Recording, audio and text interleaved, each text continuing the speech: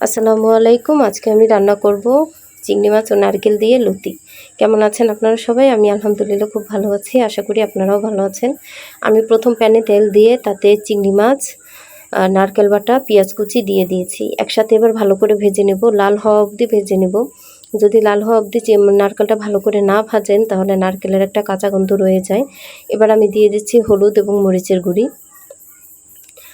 তো অনেকেই লতি খেতে চান না, গলা ধরে, তাই আমি যে প্রসেসে রান্না করেছি সেই প্রসেসটা যদি আপনারা ফলো করেন অবশ্যই গলা ধরবে না লতি।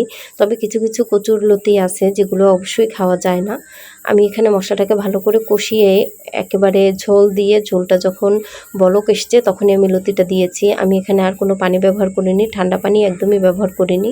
এরপর আমি লতিটাকে ভাজা ভাজা করে নেব। এখানে আমি একটু সামান্য লেবুর রস অ্যাড করেছি, এটা স্কিপ হয়ে গেছে।